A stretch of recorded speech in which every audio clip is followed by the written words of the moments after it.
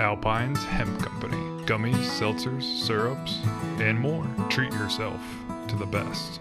The individuals depicted have been arrested but not convicted at the time of story postings. This information does not infer or imply guilt of any actions or activity other than their arrest. We make no warranty or guarantee as to the accuracy of this data. Welcome back as the WHKY News continues with today's crime report. Ralph Mangum with you.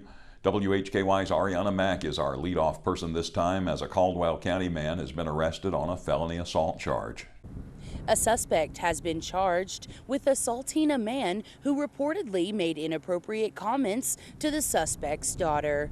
33-year-old Casey Charles Bentley of Caldwell County was arrested Monday by Alexander County Sheriff's officers. He's charged with assault inflicting serious bodily injury. Bentley was arrested following an incident at a boat ramp on Lake Hickory in the Bethlehem community. He allegedly attacked a man after the victim of the attack reportedly made inappropriate comments about Bentley's teenage daughter. The location of the incident is reported to be Wittenberg Access area. The extent of the assault led to the victim being transported to a regional medical facility with serious injuries. Sheriff Chad Pennell said Monday afternoon that no weapon was involved and the suspect has been cooperative with the investigation. As of Monday afternoon, Bentley was no longer listed in custody. Earlier, a $75,000 bond had been set for Bentley. Stay tuned to WHKY for updates on this case. I'm Arianna Mack for WHKY. Thank you, Arianna. A death at a residence launched an investigation that led to a Burke County drug arrest. Rob Eastwood reports. According to authorities, the suspect in this case has been arrested on drug charges on multiple occasions over the last 11 years leading up to last week's arrest. In this case, officers searched a home and reportedly found fentanyl, then charged the suspect with felony drug counts. The suspect has a court date scheduled later this month. 59-year-old Thomas Joseph Jenkins of Oak Hill Drive in Morganton was arrested last Thursday by Burke County Sheriff's officers. He's charged with felony counts of possession of Schedule II controlled substance, with that substance being fentanyl, and maintaining a dwelling for controlled substance. On Thursday, the North Carolina Department of Adult Corrections, Department of Probation and Parole conducted a probationary search of Thomas Jenkins at an address on Oak Hill Drive in Morganton. The search was conducted after a death that occurred at the residence over the previous weekend.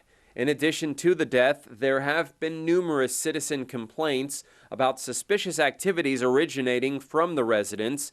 Probation officers requested the aid of the Burke County Sheriff's Office and the North Carolina Department of Prisons State K-9 to assist them in conducting their search.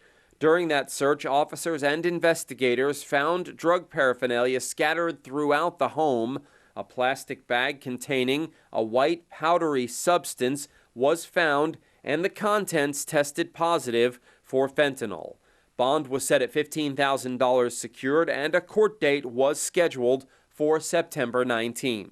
According to the Burke County Sheriff's Office, since 2013, Jenkins has been arrested on drug charges on 5 previous occasions. Those arrests were made in 2013, 2020, 2021, 2022, and last year. Reporting for WHKY News, I'm Rob Eastwood. Thank you, Rob. Not quite done yet. 34-year-old Joshua Eugene Stratton of Oneida, Tennessee was arrested by Hickory Police Friday on a felony warrant as a fugitive awaiting extradition to another state. Stratton is wanted in Adams County, Ohio for strong-arm rape and rape of a victim less than 13 years of age.